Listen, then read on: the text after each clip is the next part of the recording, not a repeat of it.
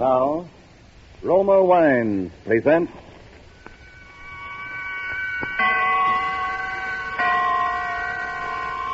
Suspense. Tonight, The Man Who Couldn't Lose, starring Gene Kelly. Suspense is presented for your enjoyment by Roma Wines. That's R-O-M-A, Roma Wines. Those excellent California wines that can add so much pleasantness to the way you live, to your happiness in entertaining guests, to your enjoyment of everyday meals. Yes, right now, a glassful would be very pleasant as Roma Wines bring you Suspense. This is The Man in Black. Tonight from Hollywood, we bring you a star, Mr. Gene Kelly, in a suspense play by Emil C. Tepperman called The Man Who Couldn't Lose. It is a tale of dawn till midnight in a man's life, a tale of murder and money and luck, such luck as pursues a man once in 100 years. But first, here is a message from your host, the Roma Wine Company of Fresno, California. Roma wines, made in California, are of such uniformly superb quality that they are imported by many foreign countries as the choice of true connoisseurs of fine wines. Millions of Americans also enjoy the excellence of Roma wines daily, with meals and when entertaining. In fact, more Americans enjoy Roma than any other wine. They know that Roma wines are truly inexpensive for wines of such distinguished character. They know Roma wines are of unvarying superb taste and quality, the result of age-old winemaking skill combined with modern knowledge. All this for only pennies a glass. So, for maximum mealtime enjoyment or when entertaining, serve Roma wines, a cool glass of appetizing Roma California sherry before dinner, a cool bottle of rich Roma California Burgundy on the table with the meal. You'll appreciate the enthusiastic comments of the family and guests. You'll be pleasantly surprised at how much added zest Roma wine brings to your table. Tomorrow, ask your dealer for R-O-M-A, Roma wine. If he is temporarily out of Roma, please try again soon. Remember, more Americans enjoy Roma than any other wine. And now, with The Man Who Couldn't Lose, and with the performance of Gene Kelly as Leonard Snell, the lucky New Yorker, we again hope to keep you in suspense.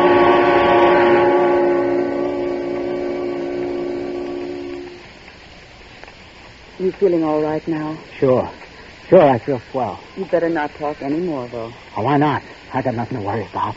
That's what I'm telling you. Something's happened to me. I'm not scared. Just like old man Mosley said, it doesn't happen often, but when it does, well, it's happened to me.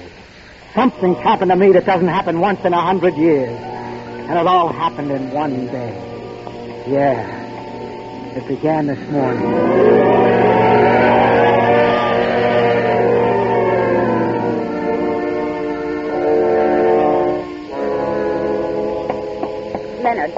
Leonard. Don't try to kid me. You're not asleep. Get up. Sure, okay. I cook your breakfast. I come home and cook your dinner. In between, I work behind that counter all day until I'm so tired I can't hardly stand up. The least you can do is get up and drive me to work. Sure, I will. And what do? Nothing. Now, listen, Steve. You don't call what you do work, I hope. When did you last sell an insurance policy? When? I bet you can't even remember. I'm sure I can. All right. And when you do get up enough energy to sell one once in a while, I never see the money. Horses, sweepstakes, tickets, and numbers, anything. Just so long as you can gamble it away. But do you ever bring $1 home? Not that I ever hear anything. Shut up. Don't you tell me to shut up, Leonard Snell. I pay the rent when it gets paid. I pay the grocery bill. I pay for everything. You'd think at least I'd get a little appreciation once in a while. I appreciate it. I hear about it enough. Well, why don't you do something about it then? Listen, Celia, I don't feel so good today. Sure. That's what you said yesterday and the day before. That's what you always say every time anybody talks about work. Well, I'm sick and tired of it. You promised you were going to get a job this week, and you're going to do it. Celia, there's something I got to tell you. Oh, I suppose you want to wheedle some money out of me again. Well, if you can't even keep a little lunch money in your pocket... No, Celia, listen, it's more than that. Oh, it is it? I suppose you got another hot tip on the races. Well, if you think I'm going to... Will you shut up? Well, I'm Listen, not... Celia. I've sold quite a few insurance policies in the last 6 months. Oh, you have you? Well, where's the money? Oh, don't pull that on me. You're going to get a job. All right. I spent the money. On the races. Yeah, only it wasn't all my money. What do you mean? I mean, I'm $1,800 short, and this is the last day to settle up my accounts with the company. You stole it. No, I thought I was going to get it back and make a killing. I had some tips that were supposed to be sure things. Oh, I get it. $1,800. Quite a coincidence, isn't it? Well, $1,750. What's the difference? And it just so happens that I have $1,800 in a safe deposit box that Aunt May left me this spring. Quite a coincidence. Celia, I got to get that money back to them today. Well, I don't believe a word of it. And you're not going to get that money. If I don't, they can send me to jail. And if I did believe you, you wouldn't get it. Maybe a few months in jail would teach you a little consideration. You know I got to have an operation sometime this fall. You think I want to go into a charity ward? Celia, they can give me 5 years. You've had your eye on that money ever since you heard I got it. But you're not going to get it. Why do you think I wear the key to that safe deposit box around my neck? Celia. I suppose you think I haven't noticed. Celia, I suppose you think I don't know all those times you tried to get that chain off my neck when you thought I was asleep. Celia, will well, you... I wasn't quite as sleepy as you thought, mister. All right, Celia. And don't think you can wheel it out of me. All right, Celia. Len. Len, get away from me. Len.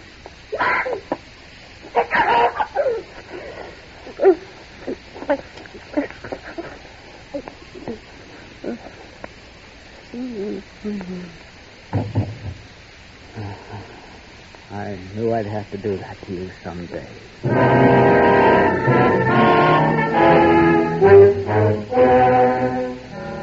I bent over her. She was dead, all right. The key was on that little chain around her neck, just like it had always been. I yanked on the chain, and it snapped, and the key came away in my hand. I shaved and got dressed, and then I went to her purse. It was $9 and some change and the usual junk, and that Irish sweepstake ticket made out in the name of I'm a Winner. I put the money in my pocket and the ticket in my wallet. I was all set to go now, except for writing a letter. All of a sudden, I realized that what I was doing didn't seem strange to me at all. It was like one of those dreams where you think it's all happened before sometime. I wrote, "To the police, I've killed my wife in a fit of anger. I can't go on living anymore after doing a thing like that to Celia. I'm short in my accounts, too, so there's only one thing for me to do.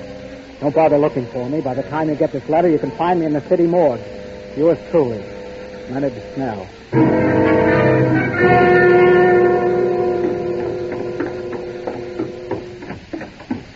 Leonard! Oh, Leonard!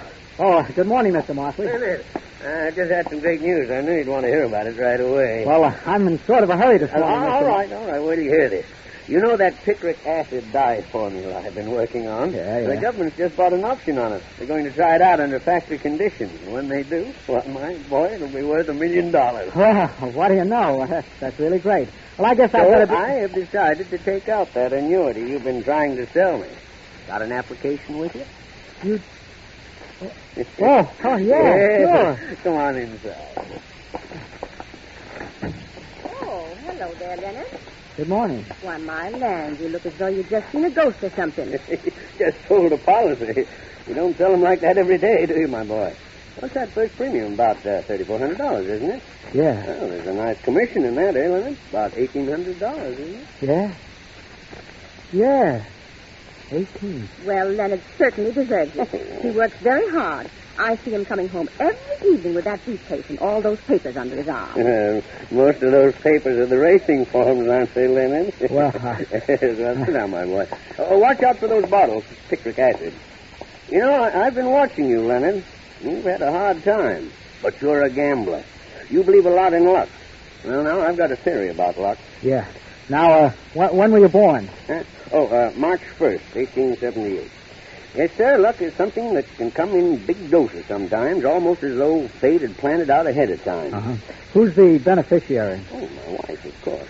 There's a perfectly good mathematical explanation for it. Of course, a number of unrelated events converge, and they all add up to the good fortune of a single man. Happens once in a century, perhaps, but it does happen. Uh-huh. You can make the check out. Well, of course. Why don't I make it out to you personally? Then I can collect that 3 months' rent you owe me, huh? Well, sure. That'll be $3,255. Oh, fine. I'll make it right out. You know, Leonard, I was saying to Sam just this morning, I'm almost as glad for your sake as for ours. My, won't Celia be surprised? Huh? I said, won't Celia be surprised? Yeah. Hey, where is Celia? She usually leaves for work long before this. And I always hear her. Well, she's... Oh, Leonard, don't tell me there's anything wrong. I know she hasn't been feeling well lately. No. She's got a little headache, you know. Oh, poor thing. Why didn't you tell me? I'll go right upstairs and fix her some... No, you better not. She told me she wanted to sleep. She's asleep now. Oh, well, then I won't bother her. Well, my boy, here's your check. Thanks. Now, don't play that on the races. Don't worry. But you keep playing your luck just the same. Well, luck is a funny thing. You had a lucky start today. Maybe your luck has changed. Yeah, maybe it has.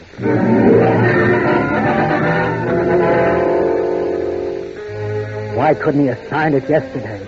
That's all I could think of for a couple of minutes. Why couldn't he sign it yesterday? Well, it was done now. So I got in the car and drove downtown. First, I went to Celia's bank and got that $1,800 out of the deposit box. Nobody said a word. Then I went to Mosley's bank and cashed his check. I had over $5,000 now. I drove over towards the park. The clock in the jewelry store said 10:15. That was plenty of time. Park, I stopped and gave the once over to the bums sitting around on the benches in the sun. There's always a bunch of them there.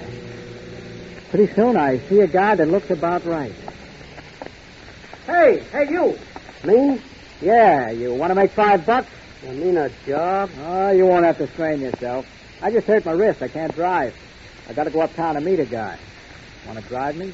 Oh, okay. You got a license? Yeah, I got a license. Let's see it. Okay. Here. Floyd Eustace.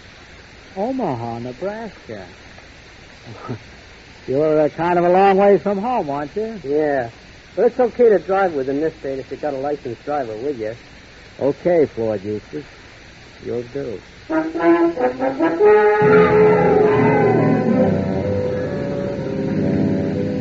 get in the car and head uptown. My luck is holding all right. This guy couldn't have been better if I'd looked a week. I see another clock, and it's only a little past 10:30 now. I still got lots of time, so I decided to clean up the details now. How am I doing? Okay, but turn right at the next block, Floyd. I want to go by the 43rd Street post office and mail a letter. Sure. You could mail it in a letterbox, though. Yeah, but, I don't want to mail it a letterbox. Oh, okay. I go into the post office and get a stamp and mail a letter. The letter I tell about killing Celia, and it's just addressed to the police commissioner, 21 Center Street. Somehow I just don't trust the letterbox because if the police don't get that letter right on time and start looking, it's not so good. I go out and get in the car and tell Floyd Eustace where to go. We head uptown, and after a while we get to Fort Tryon Park, right up above Riverside Drive, looking over the river. There's hardly ever anybody up there at this time of year, so I feel pretty safe. Sure enough, there wasn't. I got the monkey wrench out, and I had it in my hand. This right? Yeah. Just pull over there up against the rail.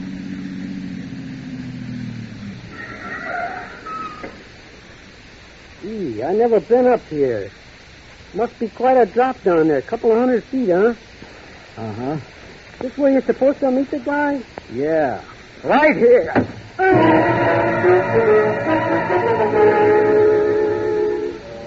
I dragged him into the back seat and took off all his clothes, and then all mine.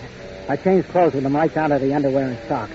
I put all my papers in his pocket. My license, old man Mosley's application, my wallet, the works. Then I dragged him up front again behind the wheel. Then there was something else I had to do that I didn't like much either, but I couldn't take any chances. I held his head back against the seat and raised the monkey wrench again. I hit him in the face. I hit him a lot.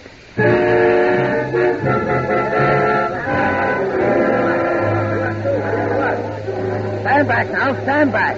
I tell you, officer, it didn't land more than 3 feet from me. Not more than 3 feet. What happened? This car just rolled off the Palisades up there somehow and landed smack in the middle of the street. Gee, look at his face. He must have gone right through the windshield. Poor fella. This guy named Snell. Leonard Snell. I was free. I was free of Celia and all her belly aching. I was free to do anything I wanted. I had $5 in my pocket, and the cops had Leonard Snell's body down in the morgue, just like I told them they would in the letter. Oh, my luck was holding, but good. I went over to the 181st Street bus station. There was a bus leaving for Boston in 20 minutes. I bought a ticket. Then I got a paper in the corner and went into the cafeteria there and sat down at the counter. I was pretty hungry. What's yours? Scrambled eggs with bacon, French fries, orange juice, and coffee. And I got to catch a bus. It won't take long, will it? No longer than it takes an egg to scramble. Oh, excuse me. Well, that's all right, Mac. I like to read a newspaper while I eat myself. Kind of aids the digestion, I find. Yeah. Here's your orange juice. Thanks. Oh, gee. Some guys have all the luck, don't they? I said some guys have all the luck. I was just noticing in your paper there about those Irish sweepstake winners. Oh, yeah. Something. What's the matter? You feel bad? Have all the luck.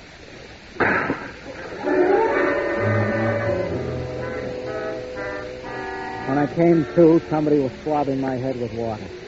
I paid my check and got out of there somehow and looked at the paper again. That's what it said, all right. I'm a winner, draws favorite in Irish sweep. Buy tickets. And I went on to say how it was worth at least $40,000 and maybe $150,000 if the horse won. And all of a sudden I was standing there cursing and swearing at Celia right out loud just as though she was alive. So I saw people were staring at me and I stopped. If it hadn't have been for her, I'd have $40,000. $40,000. And now that $40,000 is just a one-way ticket to the hot seat. Because that $40,000 belonged to Leonard Snell, and that Irish sweep ticket was in Leonard Snell's wallet. And Leonard Snell's wallet was in the pocket of that bum that was supposed to be me. Why, now the cops would have it along with the rest of Leonard Snell's stuff down at the headquarters after they put the body in the morgue. Well, I still had my $5 and a bus ticket to Boston. You can't get all the breaks all the time, was what I figured then. So I got in the bus. Plenty of seats in the rear. Is this seat taken? No, not at all. Sit right down. Thanks. Well, somebody must be feeling pretty good this afternoon. Huh? Besides, it's got that there, I'm a winner, that ticket on the sweep. I see it says there they pay him $40,000 for it right now. $40,000. Yeah. I'd sure like to be in his shoes, wouldn't you? Yeah. And I see it says Here, do you want to read it? Well, you don't need to get sore. Skip it. Holy... What? All aboard. Hey, stop! Hey, let me out. I gotta get out of here. Will you make up your mind? I don't have to make up my mind, brother. I don't have to make up my mind. It was right then that I got the idea what was happening. It was just like old man Mosley said. It may only happen once in 100 years, but it was happening to me. Oh, my luck was riding high. And when your luck is like that, you just can't lose. Because there it was, right in the paper again, on page 3. Freak explosion in Brooklyn kills 3, and it was my house. And the people killed were Mosley and his wife and Celia. They thought it was caused by old Mosley's chemical or something. I didn't know. I didn't care. All I knew was they thought Celia had been killed by the explosion in the fire, and I was in the clear. I could walk into the police station, get my sweepstakes ticket, collect that $40,000, be set for life. Oh, I knew just what I was going to tell them. It was a lead pipe. I was walking on air all the way to the police station. I was going up the steps, and then I stopped. Because I just remembered something terrible, and if I'd remembered it 10 seconds later, I'd have walked right into the electric chair. I remembered the letter. I was late. I'm worrying the cop could have that letter, telling how I killed Celia.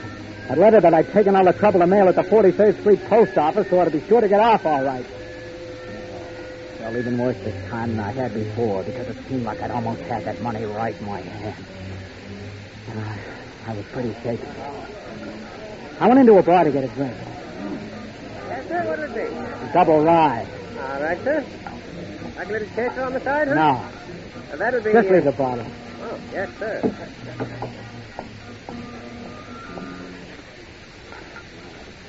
Now we bring you 5 minutes of the latest news. Join us, Mark. Yeah, sure. New York City. In one of the most daring holdups in the annals of New York crime, a gang of armed men this noon robbed the United States mail truck. Just as it was leaving the 43rd Street post office, removing 8 sacks of mail and the entire morning collection at the post office. Apparently, the gunmen were after a shipment of currency destined for the Federal Reserve Bank. But according to officials, the joke is on the gangsters. All they got was the regular mail. Hey, you didn't change it. Here. Now, wait a minute. You got change coming. Keep the change. I knew it had happened now. I couldn't lose. I simply couldn't lose. Because those mugs that stuck up that mail truck had got my letter. Nothing in the world could stop me now.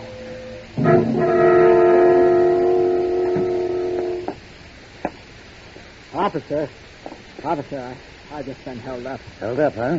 Yeah. Well, what happened? Well, I picked up a guy who asked me for a lift about 225th Street and Broadway. I was driving along by Van Cortlandt Parkland.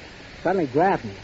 And he hit me with something. That's all I remember until I woke up lying in the park. My car was gone, and then I found out he'd taken my wallet, my money, well, everything. I see. What's your name? Leonard Snell. Leonard Snell. Yeah, that's right. Oh. Say, Lieutenant, this gentleman is Mr. Leonard Snell. He was held up this morning and his car was stolen. Oh. Just sit in here with him, Snell. Why? Sure. For now. Thanks. I got some news for you, Mr. Snell. Did you find my car? Oh, yes, but, Well, you haven't seen the papers today? not since this morning. I got some good news and some bad news for you, Mr. Snell. Maybe I'd better tell you the bad news first. Pretty bad. Go ahead. Your wife was killed this morning, Mr. Snell, in a fire at your home. My wife? Killed? And this probably won't interest you much under the circumstances, Mr. Snell, but you've drawn a ticket worth $40,000 in the Irish sweepstakes. Win the Irish sweepstakes and then lose your wife the same day. Some people sure have all the hard luck in the world.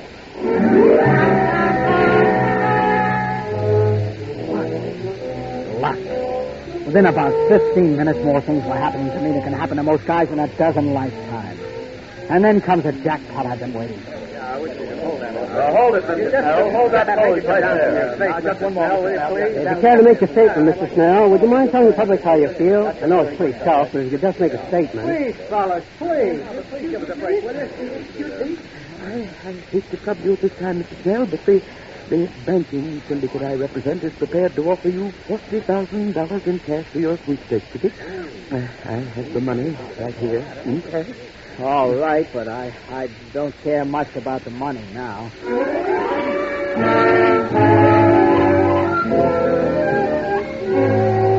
That was at 4:30. By 6, I have $45,000 in my pocket. Cash. And I'm registered at the Waldorf and sitting down to dinner. I'll take the flank steak, please, medium. Yes, sir. I'll have your order very shortly, sir. Hello, pal. Mind if I sit down? Oh, you a reporter? Not exactly. I'm sort of a collector. You owe me 40 grand, pal, and I come to collect now. 40? Why, I don't know. Oh, yes, you do, pal. Remember that little letter you wrote to the police commissioner this morning that you mailed at the 43rd Street post office?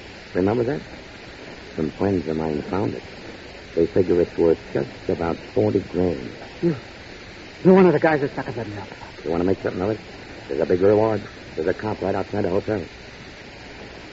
Kind of figured you'd play ball. Where's the letter? My friend's got it right outside in the car. You still got that dough in your case, like the paper said? Yeah. Come on. All right. Yeah, you're a pretty lucky guy at that, pal. Suppose somebody else has got that letter. Don't worry, pal. Your secret is safe with me. Here's the car. Got the guy, Frankie? Yeah, and he's acting real reasonable, too. Get up the cash, pal. You recognize the letter, don't you? Yeah, here's your money. And here's your letter. Only don't try anything funny because we still know what that letter says. And the cops could always dig up the body and find out how your old lady really kicked off. Couldn't it? I think he gets the idea. So long, pal. Officer! Officer! Those are the gangsters. They have Come on, get down.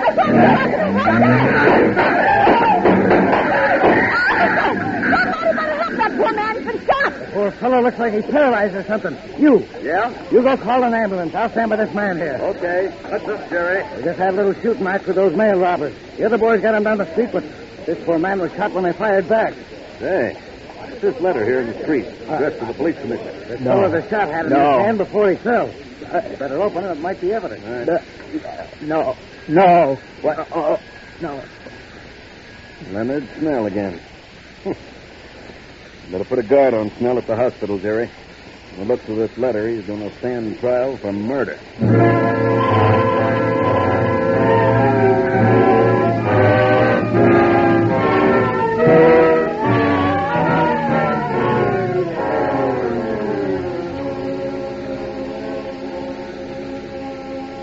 You'd better not talk anymore, Mr. Snell. What's the difference?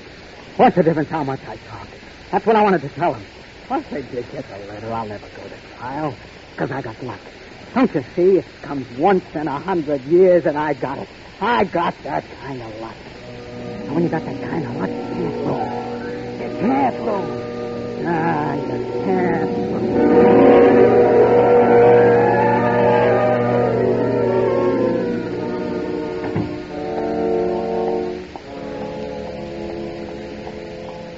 Hello, you still here? Yeah, I got to guard that fellow Snell as long as he's here in the hospital. But did you ever see the like of it? I don't suppose one man ever had so much luck in one day in the whole wide world. Well, I guess his luck is played out now, all right, though. It's funny. He said, you can't lose. Well, he's wrong there, because that ladder's going to fly. Just as sure as my name is Jerry Malone. No, you're wrong, Jerry. His luck is still good. What? He's dead.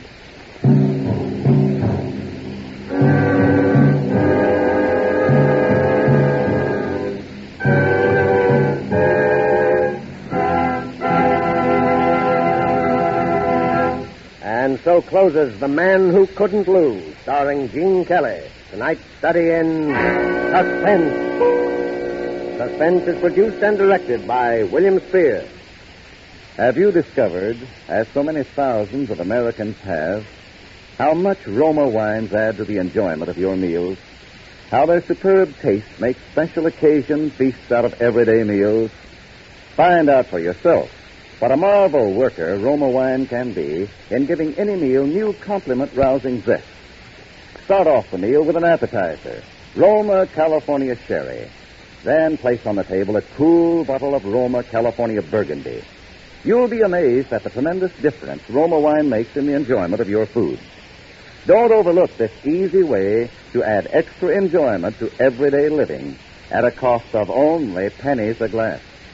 Take a tip from the millions who enjoy Roma wines at meals when entertaining. Ask for R-O-M-A, Roma wines. Remember, more Americans enjoy Roma than any other wine. Gene Kelly appeared through the courtesy of Metro-Goldwyn-Mayer, producers of the Technicolor production Kismet. Next Thursday, same time, you will hear Mr. John Hodiak as star of Suspense. Presented by Roma Wines, R-O-M-A, made in California for enjoyment throughout the world.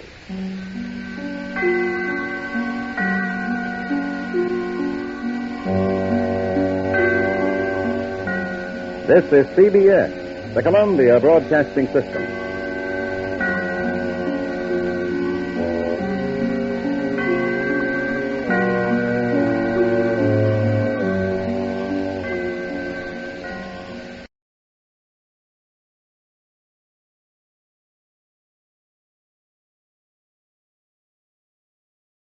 Now, Roma Wines present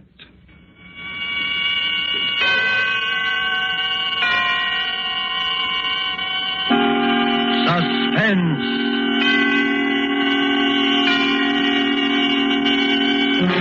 Tonight, Dateline, Lisbon, starring John Hodiak. Suspense is presented for your enjoyment by Roma Wines. That's R-O-M-A, Roma Wines. Those excellent California wines that can add so much pleasantness to the way you live. to your happiness and entertaining guests, to your enjoyment of everyday meals.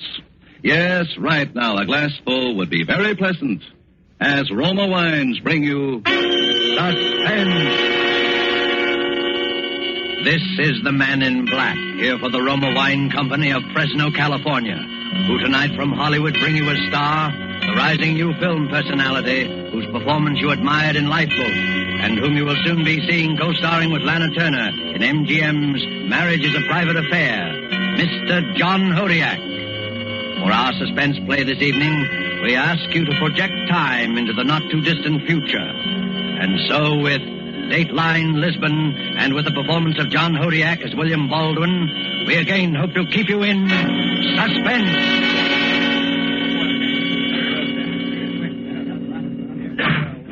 Your name? William Baldwin. Occupation?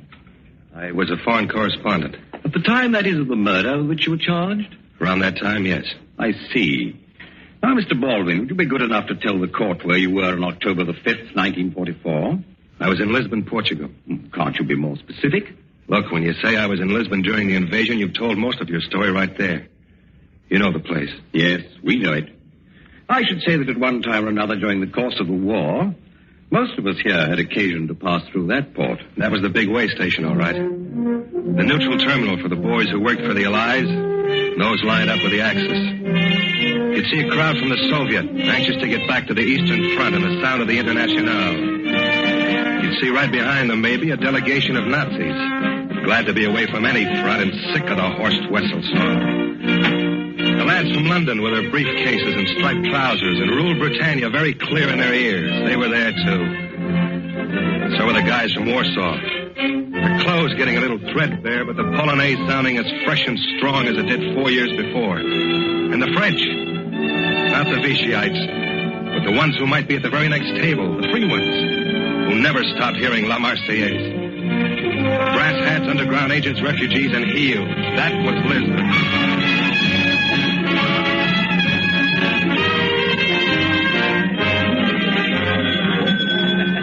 It was about 5 or 6 in the evening when I walked into the lobby of the Hotel da Gama. You know the place, right in the center of town. Anyway, I happened to glance up and I saw this girl standing about midway on that big marble staircase that leads down from the mezzanine. She had a Leica camera up to her face and was drawing a bead on the whole lobby. No, pare, senorita. Suddenly, a little fella yelled up to her to stop. And as he did, a fat guy standing at the desk whipped around. He spotted the girl, too. The next second, he was the scaredest-looking character I'd ever seen. He whirled back away from the camera, but she'd already clicked the shutter. In another second, I got a shock myself. The girl lowered the camera from her face and... yeah, it had to be her. She came down the staircase, winding up the film in the Leica, then started across the lobby, and I was sure it was Terry. I hadn't seen her since I'd left New York, but you couldn't mistake that stride, not even after all those years. I walked across the lobby to her, but the little guy, the one who yelled, had a head start. If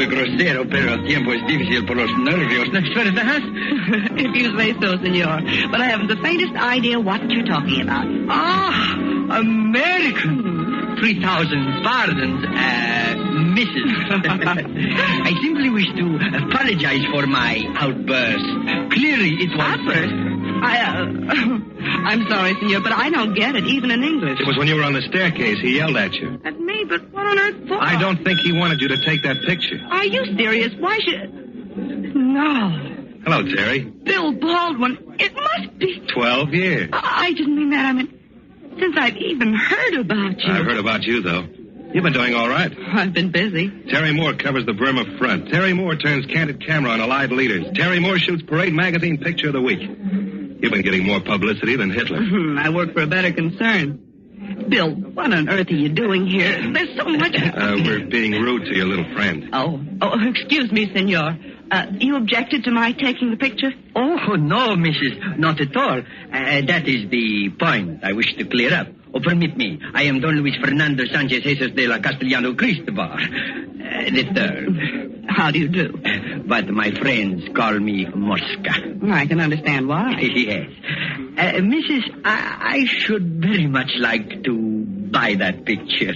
Buy it? Precisely. Well, that won't be necessary. I happen to have a developing outfit upstairs in my room. I'll run you off a copy myself. That's in case you can't wait till you see it in the magazine. The magazine? This picture you took, will it be published? Oh, yes. Simply a shot to display the color of the city, the hotel. Oh, I see. Mrs., this may at first appear to be a somewhat extraordinary request. The fact is, I am a great admirer of your work, and I wondered if perhaps... You could have the original, the negative. Well, yes, senor, I did have that in mind. Oh, do not be concerned. I'm quite prepared to go as high as, let us say, $5,000 in cash. Oh, come now. Well, then let us say 10. What is this, a rib? Oh, no, Mrs. It is an offer. $10,000? You know something, senor? You're insane. But I'm not, and I'll take it. Wait a second, Terry. I don't think I do that. Forgive me, but my proposition was the Mrs. only. Well, you could have put it more plainly. Now, listen, you don't think he wants to pay a silly price like that for just a good view of the lobby? He could get that on one of those penny postcards around here. I don't care what he wants it for. All I know... You don't care what he wants it for because you don't even know what's in it. For all you know, you've got the hottest picture of your whole career right in that camera of yours. Mrs., it is necessary that we complete the trade without any further discussion. $10,000 in exchange for the negative. That is correct. If you don't mind, senor, perhaps I had better think it over for a while. I'm afraid that will not be possible. The offer is good only now. Then, adios, senor. Well, let us trust you are making no mistake. Hasta la vista, Mrs. Buenas noches, senor. Well, was that stupid enough to suit you? $10,000 right down the drain. How'd you like to make 50? What? I said, how'd you like to make $50,000? There's another guy around here who'd go for that negative. A fat fella. He was standing over there by the desk, right in the center of your camera when you clicked the shutter. I never saw I did. And I saw him try to dodge. From where I was standing, it looked like a $50,000 dodge, too. Why, you rot. You were holding out for a bigger price, a bigger cut for you, I suppose. Do you believe that? Oh, I don't know. After all, I haven't much to go on, have I? 12 years is a long time. How do I know what you're like now? What you've become? I mentioned the fat man, Terry, because I think that picture's more important than you'll be willing to believe. Bill, listen to me. I want to know what happened to you. Your articles, your pieces about Europe, they just stopped. So did your letters. Well, there's something you've got to understand, Terry. Your pardon, please. Senorita Moore? Yes, I'm Terry Moore. Yes, you are wanted at the front desk, please. Front desk? What for? I do not know, senorita. If you will follow me. Want me to hold your camera? Thanks, but I think I'll feel better taking care of it myself. Okay, Terry. Hurry back. I'll be right here waiting for you.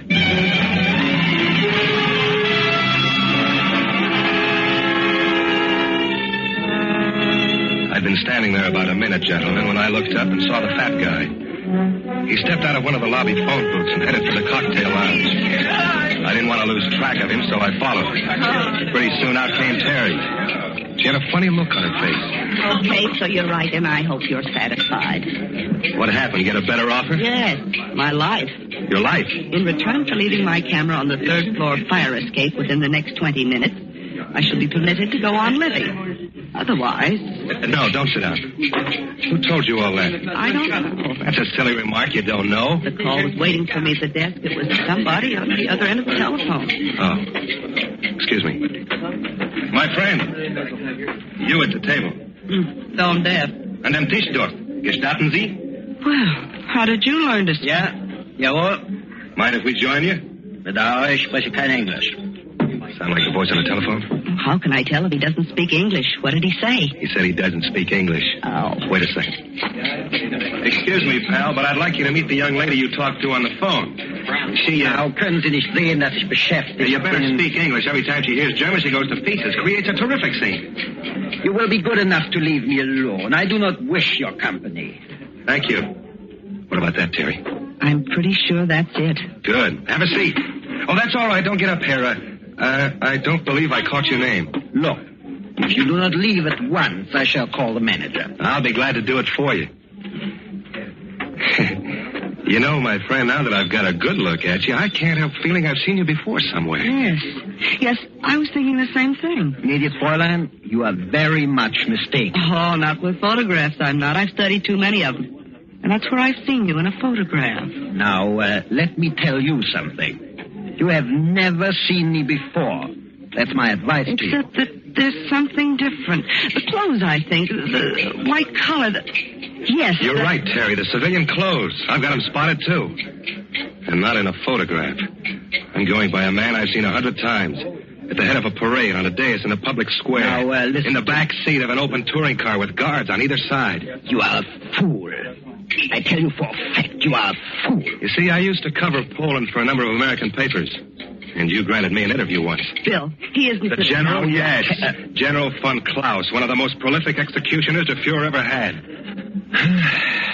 What stupid people you must be. Why did you not stop when I advised you? Don't you see? There's nothing I can do now except take the Fräulein's camera and kill the two of you. Now, look, I happen to have a gun, too, so you can put that thing away. Anyway, you're not crazy enough to kill us here. No, senor. He is not that crazy. Mosca. You will please put the gun away. But I must... You will put the gun out of sight.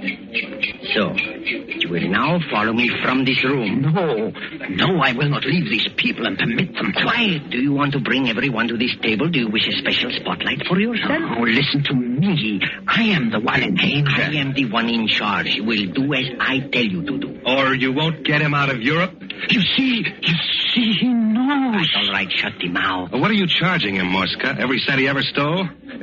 It's worth it, you know. If the Poles knew this character was here, they'd tear him limb from limb. You talk a great deal, senor. Von Klaus, you will please get up from the chair. You must understand that nothing can be accomplished so long as we are here.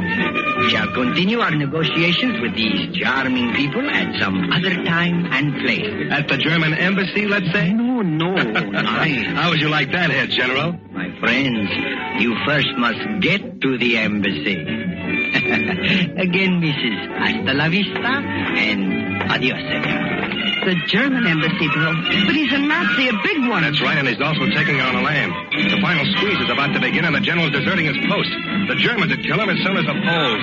Yes, that's why he can't afford to have us talk. And Mosca can't afford to lose his feet. Oh, Bill, what'll we do? You heard what he said. They'll be watching every exit for the rest of the night. Good.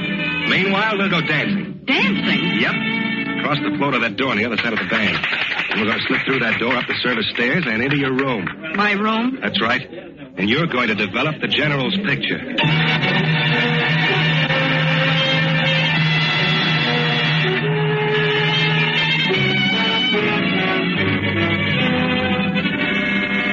Tonight, for suspense, Roma Wines are bringing you as star Mr. John Hodiak, whom you have heard in the prologue to Dateline Lisbon by Harold Medford. Tonight's tale of suspense.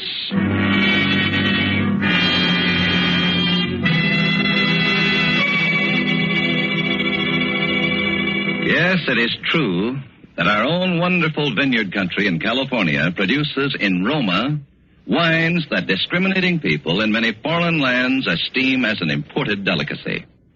Yet you here at home can enjoy these distinguished Roma wines for mere pennies a glassful. Daily with your meals or when entertaining or any time, you can delight yourself and your guests with the wonderful taste that comes from age-old winemaking traditions perfected by modern knowledge. For a treat you are certain to enjoy, place on the table with dinner tomorrow night a cool bottle of hearty, rich red Roma California Burgundy.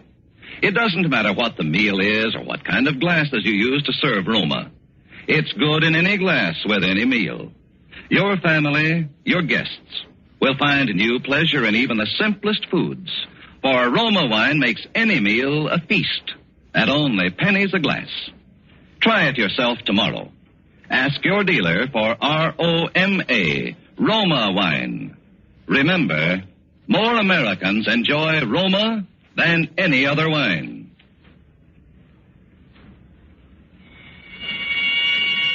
And now it is with pleasure that we bring back to our sound stage Mr. John Hodiak as William Baldwin, a man on trial before a jury of his peers in Dateline Lisbon, a tale well calculated to keep you in suspense.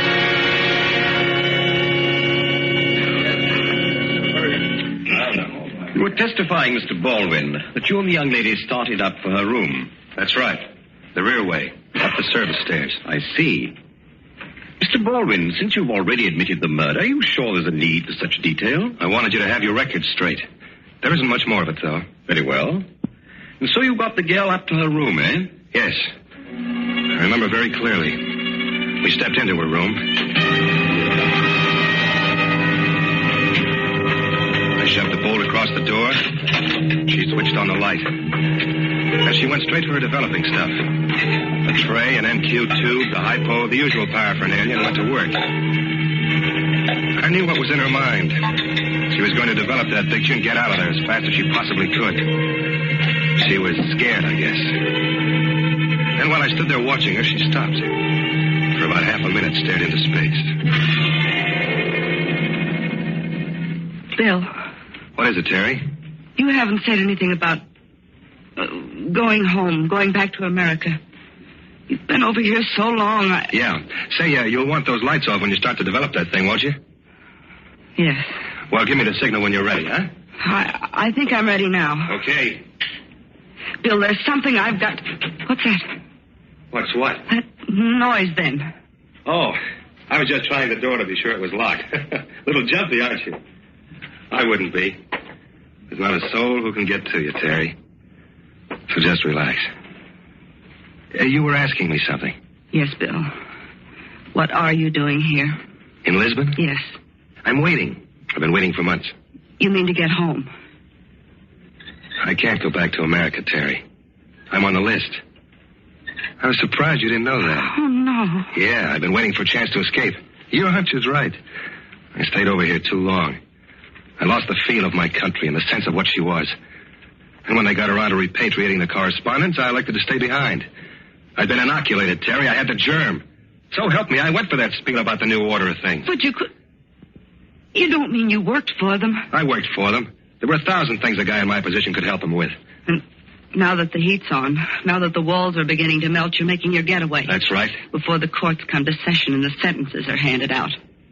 A traitor. A coward. You and Von Klaus, you're cowards, both of you. You're two of a kind. Yeah, we ought to make fine traveling companions. South America, I imagine. Oh, he and Mosca don't know it yet, but that's how it's going to work.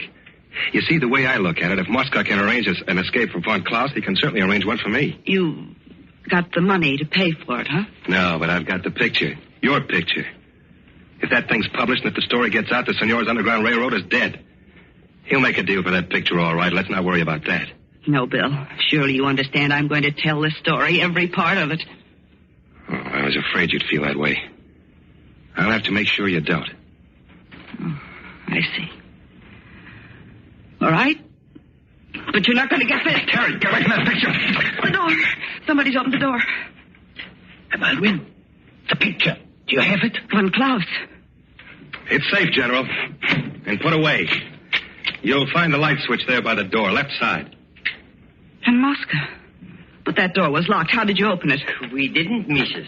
We opened this door. The closet. Then you were there all the time. You were listening. We were there when you entered the room. And you've already heard my proposition. What do you say, Mosca?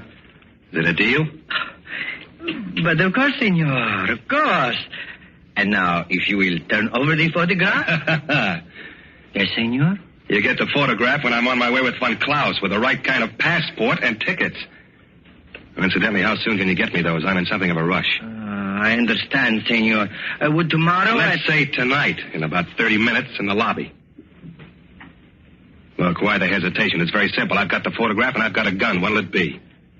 You must know the answer, senor. It is a deal. Okay. You can leave now. I've got some work to do. Very well. It shall be as you say, senor. 30 minutes from now in the lobby. Von Klaus?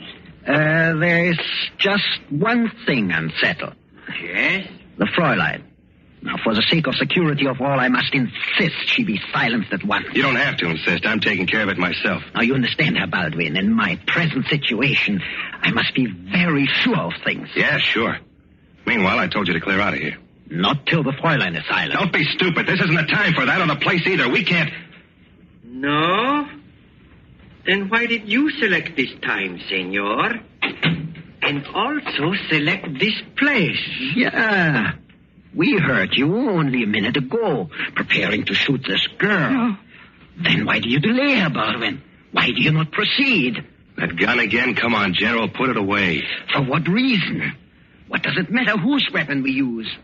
And, why don't you make me put it away? He has no weapon. Bill. He has no weapon. I think you better make sure. Go on, he is covered. Your arm, senor. Hold him away, so. There's nothing there. And now I like to know, Herr Baldwin, how you expected to kill the Fräulein if you did not have a gun. Very simple. He did not expect to kill her. Nothing in that pocket. Then why did he say... Why? Because he heard the noise from the closet and he knew that we were here. You remember the moment, Mrs., he said he was trying the door? He knew we had guessed you would come to this room. He knew we were here to finish you both. He was playing for time. He was bluffing. And about the Nazis, about escaping. Lies, a stupid fable to hold us off. Is that not so, senor? Is not everything I say the truth, huh? You're an awfully little guy to talk so big. Oh, I can afford to talk big, senor. I am sure now that you have no gun. You are, huh? What are you doing? Turn loose of him, Baldwin. I'll fire. Go, me. That's it. Oh. Just face von Klaus. Oh. There. You see, right in his hand. There's my gun, senor. Okay, General, go on and fire. No, wait. Go on. And the way I'm lined up now, your bullet will go straight through Mosca first. Stop moving, Mosca. He will seize the gun. He will... Oh, no. Now listen to me. Listen, I'll say to you now, Baldwin. If you do not release him in exactly 5 minutes, I shall shoot the Fräulein dead. Go on. And meanwhile, I'll work on Mosca. It'll take not quite more than 5 minutes to strangle him, and you'll have plenty of time to fire. But the chances are great you'll hit him. Are you... And he's your only means of escape. Take your hands from his throat. Your one single lifeline, von Klaus. He's the only guy who knows the ropes and his time is running out. Now, wait, listen. We can make some arrangement. All right, von Klaus, put your gun on the table. We'll go on from there. No, the gun, no.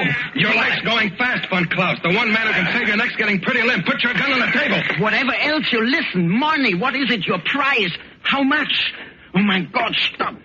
There. It's on the table now. Let him go, Baldwin. Please, let him go. Carry the gun. Yes. Here, Bill. Here it is. Thanks. He'll be okay in a minute. But the gun, what are you? Never mind that. Just tell me your full name. I do not understand what... Answer the question. What's your full name? Maximilian Reinhard von Klaus. Occupation?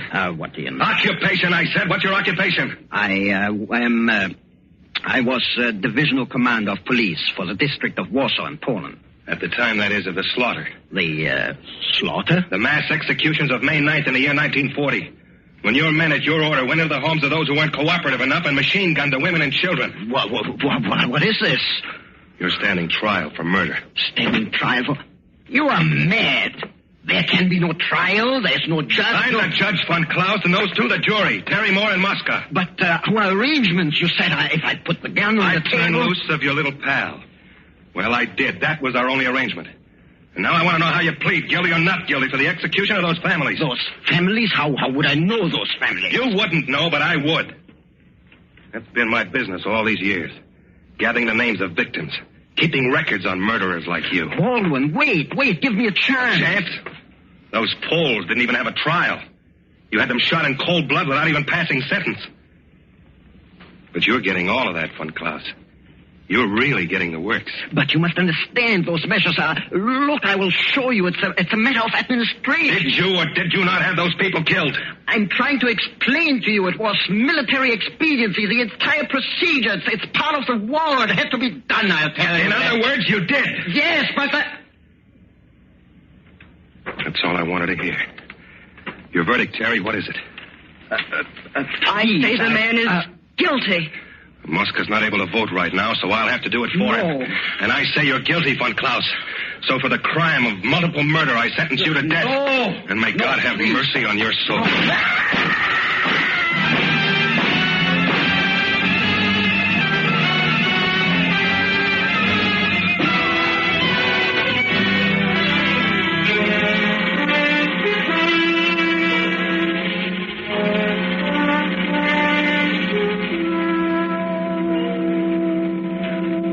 Gentlemen of the jury, the commission of murder has been very plainly established. So in the case of the World Democracies versus the defendant, William Baldwin, what will your verdict be? Your Honor, we find the defendant guilty. And direct that he be freed at once to receive the court's commendation. Thank you, gentlemen. In view of the somewhat irregular circumstances, we see no reason to dissent. There is, however, a question. We know, of course, that this Moscow has been imprisoned since the collapse of the Axis powers. But that picture, Mr. Baldwin, Terry Moore's photograph of von Klaus, whatever became of that? Oh, well, ever since we've been married, it's the one thing I don't dare mention. She's pretty touchy about it. Yes? But you did develop it finally. Oh, sure, and it was, well, sir, the thing was just a blur.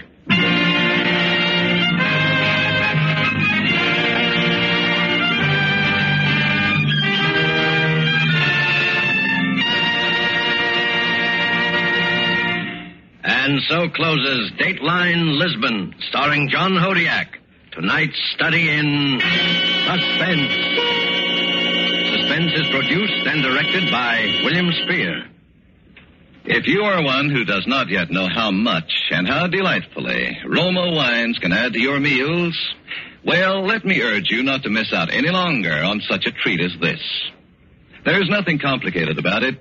Just get and serve Roma wine with meals or any time in any kind of glass you wish.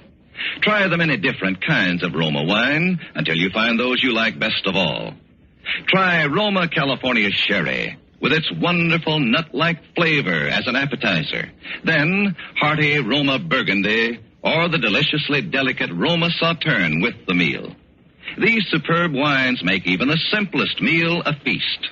Yet they cost you only pennies a glassful. Get some tomorrow.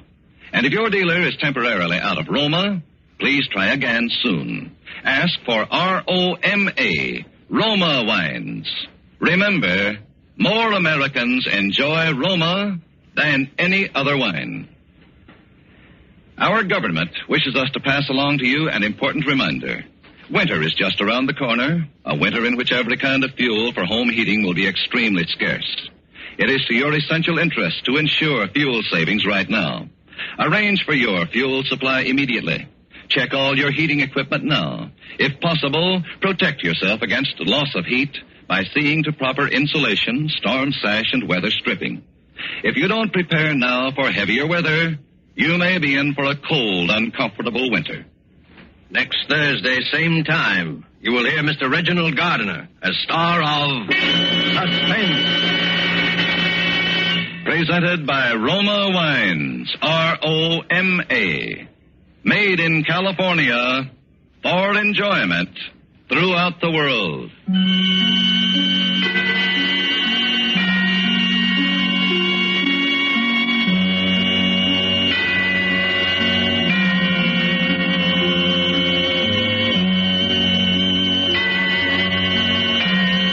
This is CBS, the Columbia Broadcasting System. Now, Roma Wines present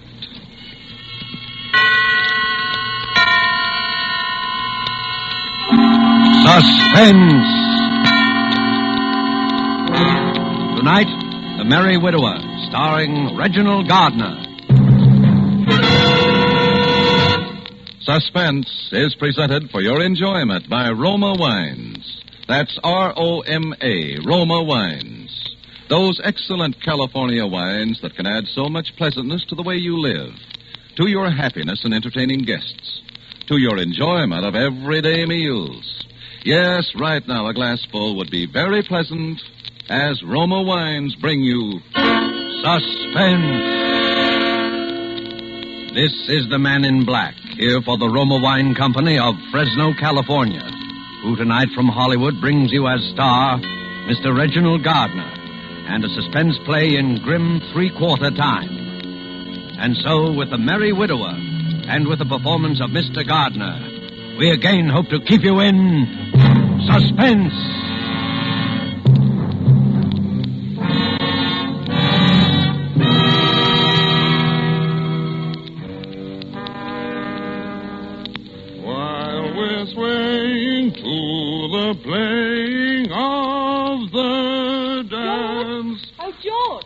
eyes will listen George as Munsey, we if you don't listen to me... My good woman, pray, what is the meaning of this intrusion? What?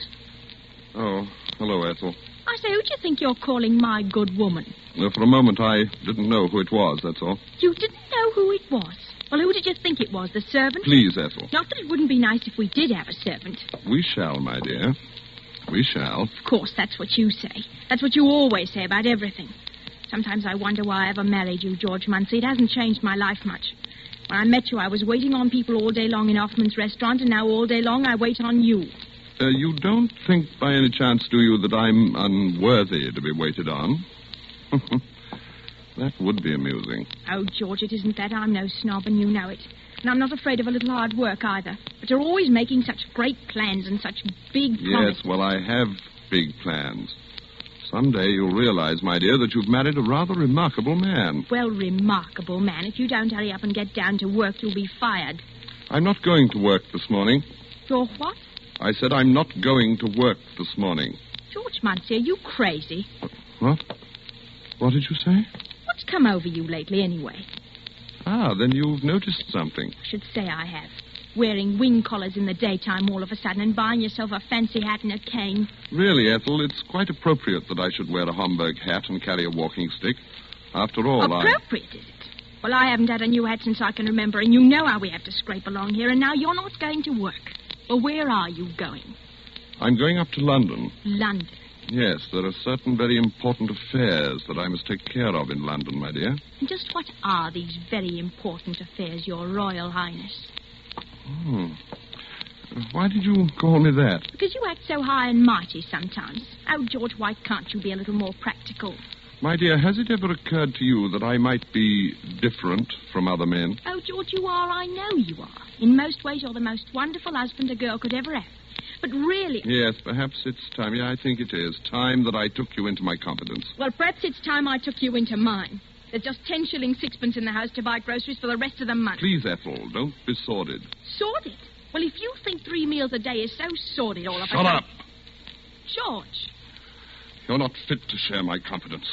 You're not fit to share my confidence or my station. George! George! George! George!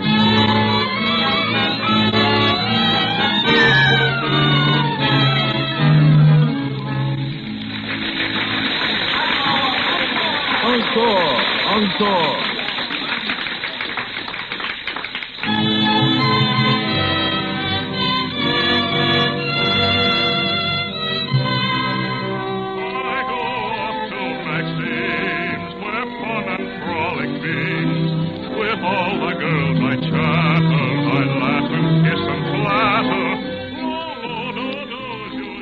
I've seen it now for the 12th time within as many weeks.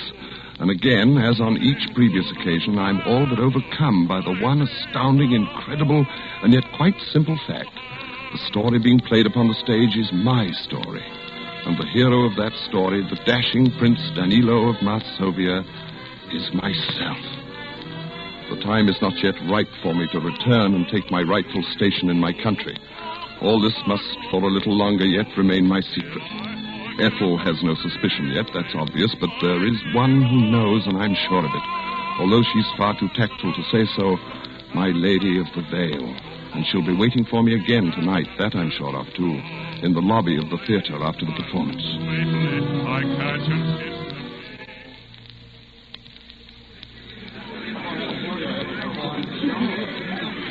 Ah, fair lady. It's you again. My, this is a coincidence. No. I'd set my heart on meeting you again.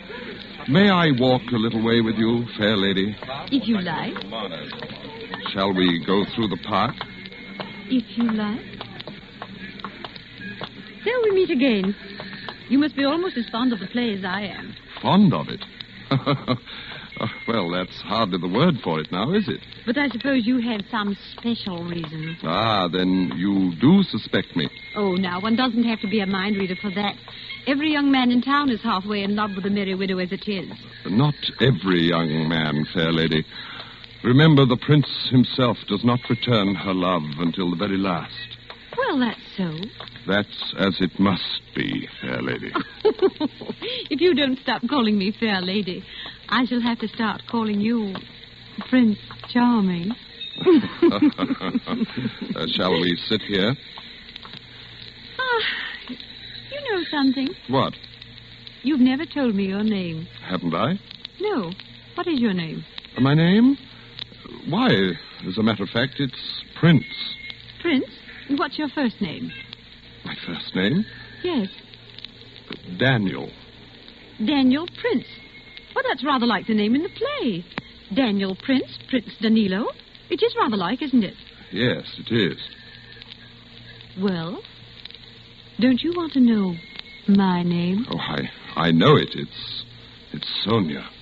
No, it's Hilda. Hilda Calamere. Oh. Well, I must say you're not very curious. Don't you want to know anything more about me? Whether I'm married Why, you're a widow. Why, so I am.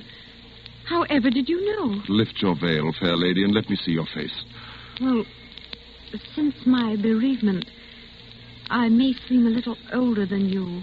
Even a few years older. It's not one's age that matters, but who one is. Oh, that is so true. Daniel, are you married?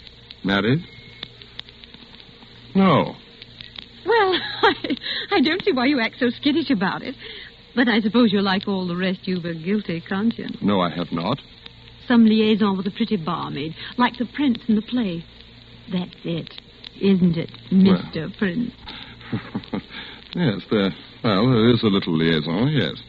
And now you're tired of her, and you're wondering how to break it off. Is that it? Yes. My poor Prince Charming. Miss Calamere, if you could help me, No, Daniel. That's something you must do for yourself. But I can tell you this. It's best to be strong about it. Break it straight off, open and above board, like a true gentleman.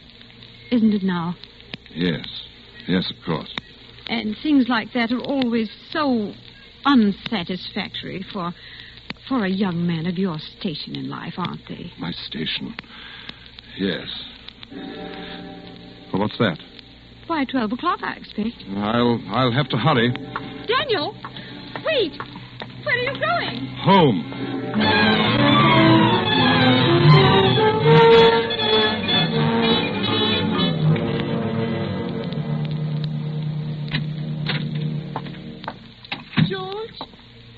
Is that you, George? Yes, my dear. Oh, I must have fallen asleep waiting for you. What time is it?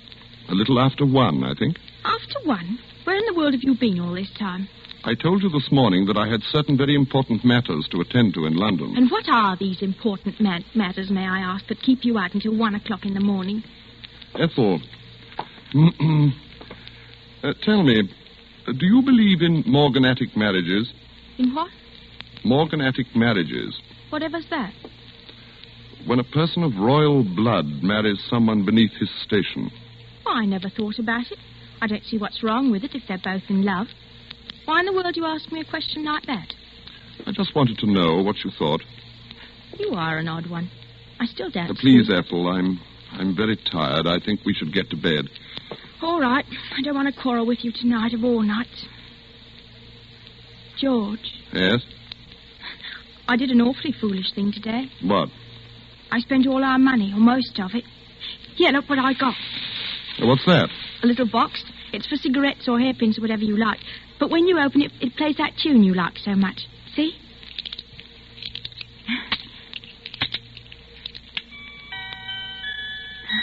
Well, that was very thoughtful of you, Ethel. It's really quite appropriate. Here, now, I didn't get it for you. Look what else I got. Well, what are those? Why, you can see what they are, a sand bucket and a sailboat. Well, why did you get them? Oh, I know it's silly and all, but... George, if we were to have a baby... A baby? Yes, mind you, I didn't say we will. It's impossible. Why, it's not impossible either. I tell you it is. It's not the way the thing should happen at all. The way what should happen? It's all wrong. It's not fitting to my station. It can't happen. Oh, it can't? Well, if I want to have a baby, it's little enough I get out of life. George, I thought you'd be happy if you thought that... What? Of course, my dear, of course, yes. The idea just came as something of a surprise, that's all. Then you mean... Well, let's talk about it in the morning, my dear. I think now I shall take a bath. A bath at this time of night? Good for the nerves, you know. Relaxing. Well, do hurry, then. Shan't be long. George? I can't hear you. Oh, it's no great matter. What is it? Why don't you come in here and talk to me? Well, all right. George, don't you think the baby would like this music box? It is rather sweet. Oh, I thought you were going to take a bath. I've changed my mind. George, what are you doing? Look out! I'm falling!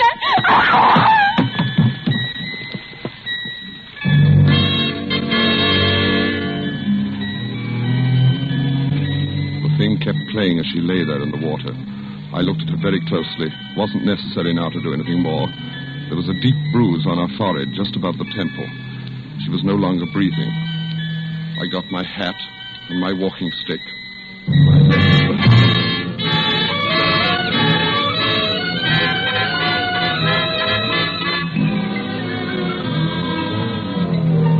Tonight, for suspense, Roma Wines are bringing you The Merry Widower by Robert L. Richards, based on Roy Vickers' short story, The Rubber Trumpet. Reginald Gardner is the star of tonight's study in Suspense.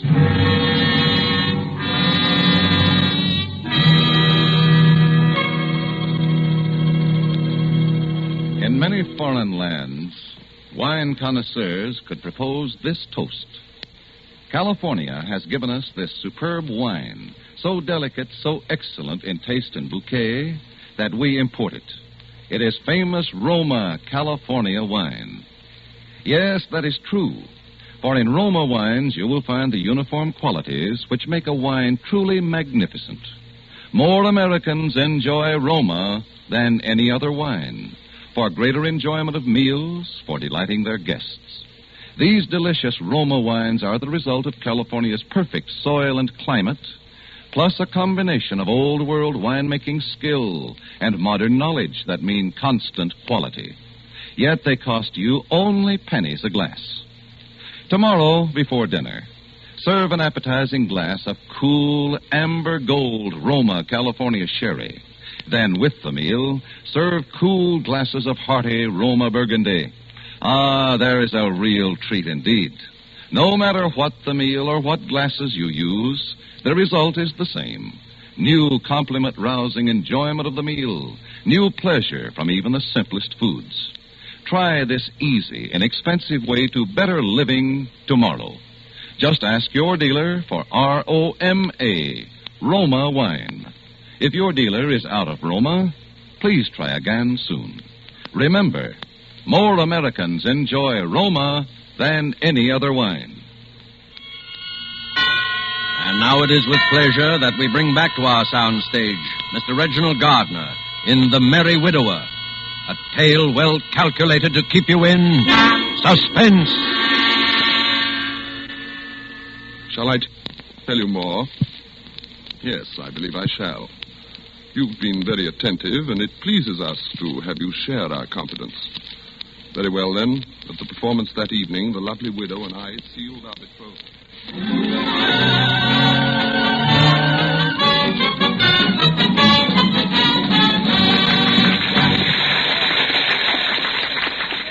Miss Calamere. Why, it's my Prince Charming. Miss Calamere, may we have our walk again, please? Why, of course. Really, I hardly expected to see you at all this evening. You know, you were rather a naughty boy to leave me so suddenly last night without a word or anything. Yes, I suppose I was, but... You were going home, you said. Yes, to my lodgings. Oh, of course. Tell me, did you enjoy the performance tonight? I didn't see it. I don't want ever to see it or hear it again. Oh. Daniel, do you have something to tell me? Yes. Is it about her? Yes. Did you do as I told you? Yes. It's finished. My poor, dear boy. And that's why you don't want to hear the music anymore. Because it reminds you of things you'd rather forget. Yes. That was very good of you, Daniel. And very brave. I hope it wasn't necessary to hurt her too much. No, it didn't hurt her very much. And what are your plans I've now? come to you, Miss Calamere. I've come to you. Daniel, you mean... You're the only person in the world who understands me, Miss Calamere. Oh, my Prince Charming. It's like a dream, like the play that brought us together. We are the play now. Until death do us part. Yes, until death do us part.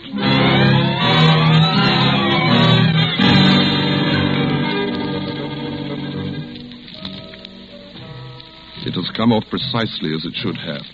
I've married the lovely widow, and we shall live happily ever after.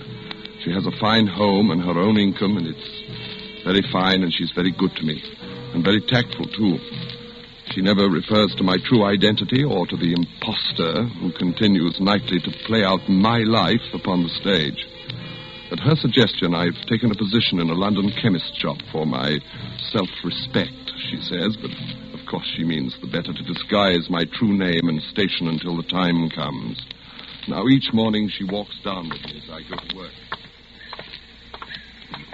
Now, Daniel, be sure and stop at the Hatter's on your way home and pick up your new Hamburg. I bought it especially for you. Yes, my dear. I'm sure it'll be very becoming. And, now let me see. Oh, yes, this is the day you're paid, isn't it? Yes, so it is. You know, I've been thinking you should have your own bank account. What would you say to that? Whatever you think best, my dear. Very well. But bring the money home as usual, and I'll arrange it all for you tomorrow. Yes, my dear. Well, here we are. Mind you come right home after work, and don't be late. We're having something very special for dinner this evening. I shall, my dear. Goodbye. Goodbye, Daniel. Oh, so there you are. Good morning, Mr. Arrowsmith. You're late again, Prince. I'm sorry, Mr. Arrowsmith. Well, being sorry isn't enough. This is the second time this summer. See if it don't happen again. Yes, Mr. Arrowsmith. Now, get them fancy togs off and into your work coat with you and behind that counter. Yes, sir. Here's something new I want you to pay attention to today. It's a novelty I want you to try out, see? I'm putting it in your counter. Oh, very good, Mr. Arrowsmith. You have to demonstrate it, so look sharp here. Yes, sir. It's a cigarette box. When you opens it, it plays a tune like this.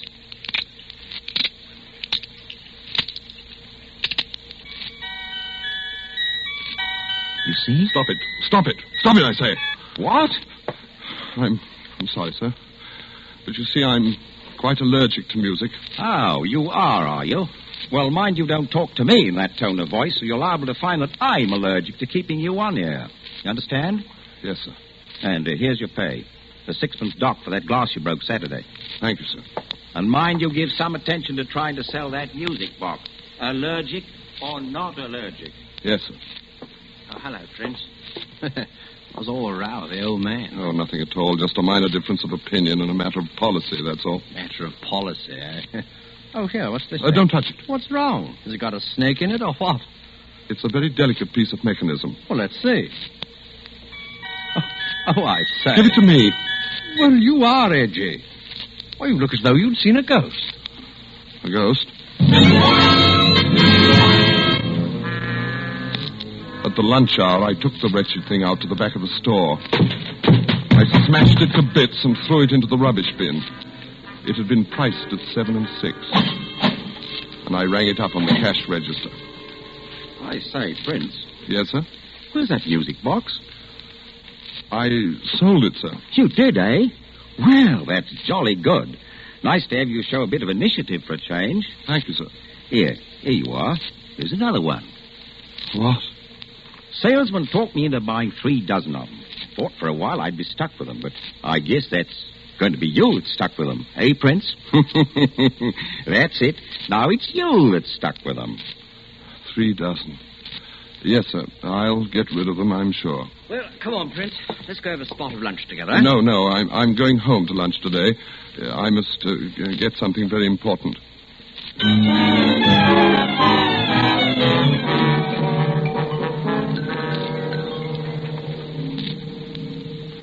Well, good night, Bertie. Good night, Prince. Good night, Mr. Arrowsmith. Good night. Oh, Prince. Yes, sir? How did you do over those musical cigarette boxes, hmm? They're all sold, sir. What? All 3 dozen? Yes, sir. You see, a gentleman came in and said he wanted them for an orphanage, sir. 3 dozen musical... Well, that's a nice traveling bag you have there. Genuine alligator. Pretty expensive, eh? Yes, sir, it is. It's my wife's. 3 dozen musical cigarette boxes for an orphanage. Why, the fellow must have been insane. Oh, no, he was quite sane, sir. As sane as you or me. Well, good night, Prince. Good night, sir.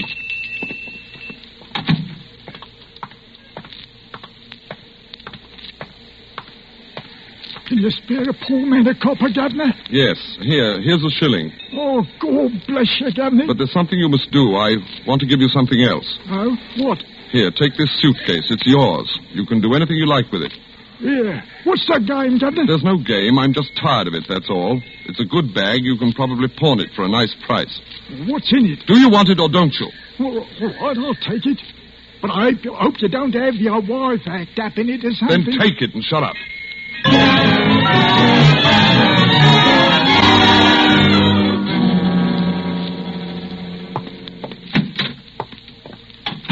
Is that you, Daniel? Yes, my dear. Well, it's about time. I've been looking for my alligator bag. Do you... Oh, yes, I was about to tell you, my dear. I borrowed it. Borrowed it? What for? Where is it? It was stolen. Stolen? Well, how? You see, I was riding on the underground, and some chap grabbed it and dashed out of the door with it before I could stop him. My beautiful bag. Oh, Daniel, how could you have been so careless? Well, it can't be helped now, my dear. I'll save up and buy you another one. Stolen. Well, at least we can phone the police. Police? Well, why not? That's what one usually does about stolen belongings, isn't it? It's not the slightest use, my dear. Well, there's no harm in it. Oh, I'll answer it, Daniel. Yes? Why, yes, my husband and I were just... Yes. Yes, that would be if... Oh. Well, that is odd. Well, yes, come right up. Yes, we'll both be here. That was the police, Daniel. They found my bag. No, they couldn't They have. saw a beggar carrying it. They thought it looked odd, such a nice bag, and they found my name on it inside. Oh. Daniel, it was full of music boxes. 36 of them. All right, then. They were down at the store. They got on my nerves. And, Daniel, they all played the same piece of music. The tune from our play that you used to like so much. That's right. And you hadn't ever wanted to hear again. Hilda. Well, Daniel? I'm very tired, Hilda. I'm going to take a bath. Daniel, I want to talk to you. Very well. You may talk to me while I run my bath.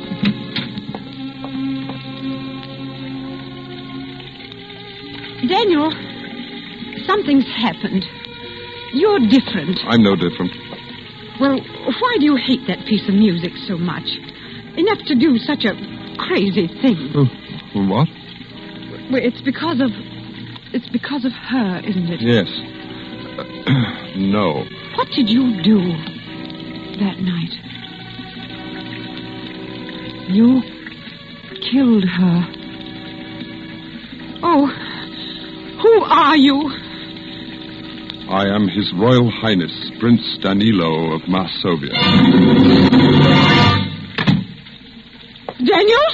What I have done in the interest of my royal house and of my kingdom. And what I am about to do... Oh, that is the police. I'll go send them away. Daniel, open that door. Let me out! Daniel!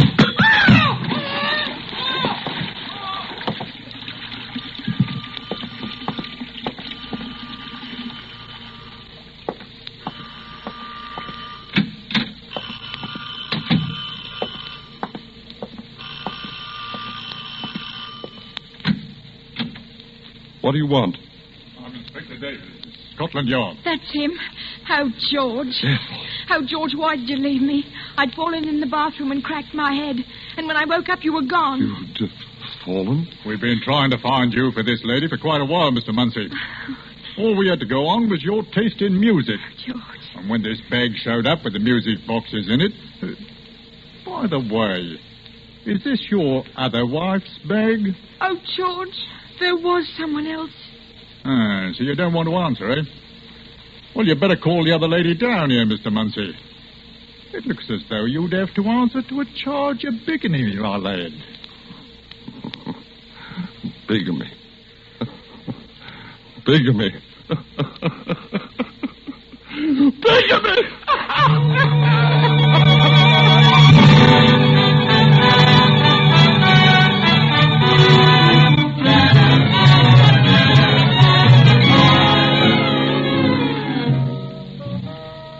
I have been returned at last to my rightful place and have taken up residence at my castle in Arsovia.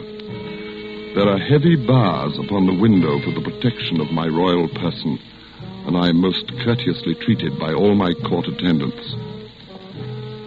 Even now I hear the approach of my prime minister, whose quaint conceit it is to call himself my doctor. He has been on a personal errand at my request.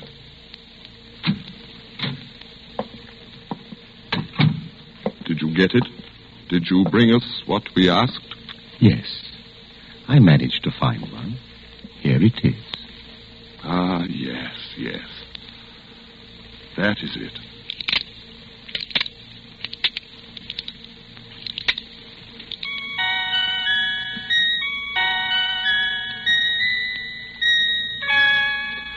We thank you. Doubtless it seems a trivial thing, a mere trinket, but it reminds us of so many things that we cannot quite remember, like some dream of another life. And it will serve to take our mind from cares of state, which is most necessary, since we know that now we shall be here all the rest of our life.